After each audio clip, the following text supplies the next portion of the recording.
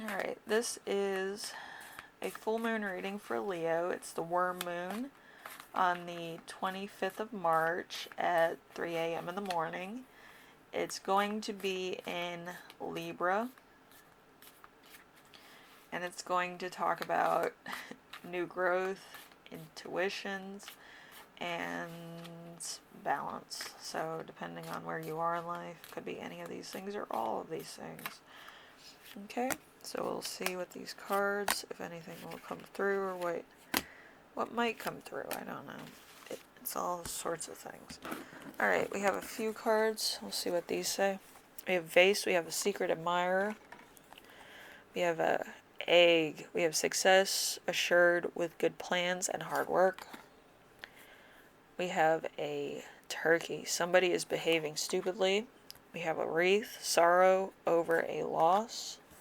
We have a nest. We have an emotionally secure, loving family is important to you. We have bridge. We have successfully overcoming a problem. We have fire. We have strong emotions, passionate love and hate. So fire. Okay, so reactive pattern or fear rising up from healing. We have an intervention. Somebody is going to give you an intervention either through an addiction or an intervention about your lifestyle or how you view the world. It might be a little bit off kilter on what exactly is going on in the here and now or what materialized over the past couple weeks. Okay. Then we have the sun, because it is a lunar eclipse we're looking at. So we have the sun involved, which is self-expression. So self-expression, what are you expressing at this time? Handles arguments with their fists. I feel like you might be fighting somebody, or you might want to fight somebody. I don't know. Seems a bit crazy, to be honest with you, but you're trying to fight somebody, which isn't good. You should always try to talk things out, or, try to, analyze the situation further. But using your fists usually doesn't end too well for most people, so I wouldn't do too much of that. Okay, number 3, we have moon emotions most closely connected with illumination. We have going back to something you love. So you might be going back into like an old job or something, and with the sun here, you could be fighting somebody off, or there might be some type of aspect. Like, if you're protecting yourself, I have no problem with that. But if you're, like, just doing it for the sake of doing it, or, like, fighting somebody because you have a disagreement, that's not good. If it's self-protection, then that's fine, but, yeah, it's a slippery slope with that type of stuff, Anyway, how your reactivity has been blocking your self-expression. We have judgments for a lifestyle. I feel like a lot of people judge you for your lifestyle or how you live, how you present yourself. And it doesn't have to be bad. It can be pretty good. Like you might kind of be a hype beast though, and it could be to your detriment. Like, where are you getting all this money? Why are you spending all your money on this crap? Like, it could be a question of that. Like, you're claiming bankruptcy or poverty, and then you're spending money on coffees, food, concerts, getting your nails done, getting your hair did, and getting extensions. It's going to kind of rub people the wrong way to know that their money is probably being used for a maintenance of lifestyle that you decided to have, instead of like basic necessities like food, shelter, and water, and maybe some other attributes that could be of use to you, like food. That's like kind of, like you go to the grocery store and get food, or paying a bill, or paying for some necessity that you would need to use in your everyday life. Not a luxury item, but like as a standard item, like heat, electricity, water, stuff that would present the bigger picture. Not anything that's luxury items that most people can't afford. Alright, and then we have the last one, which is what releasing this block will achieve in your life. We have getting what you want despite having bad intentions with money. So even with your best laid out plan, there's going to be people that take sympathy on you because of, that, listen, I'm going to say this. People take sympathy on people that are stupid. If they feel like you're stupid, they're going to be like, oh yeah, I'll give you money, blah, blah, blah, and all this shit.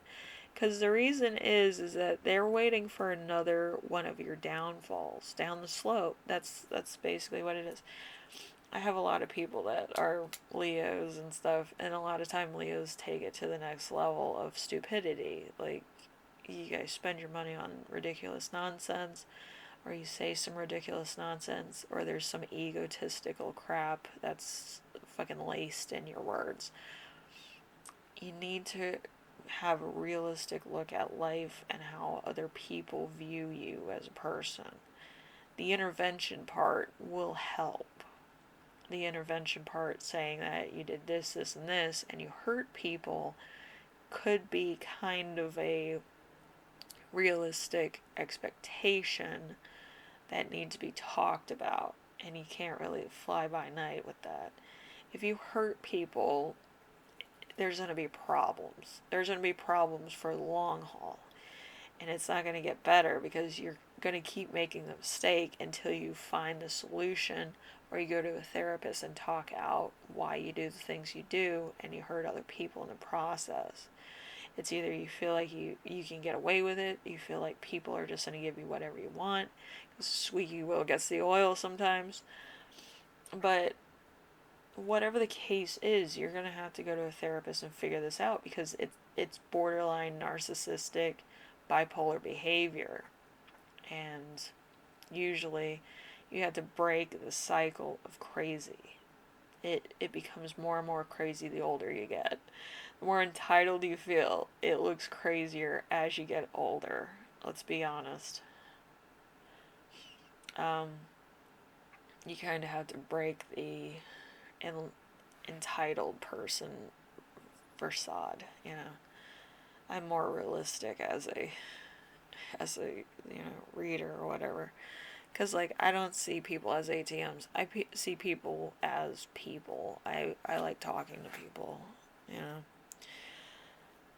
It takes a long time to get to know somebody, really. You can't learn anything about anybody within 5 minutes. And you may think you know everything about somebody, but you don't. It's never as cut and dry as you think it is.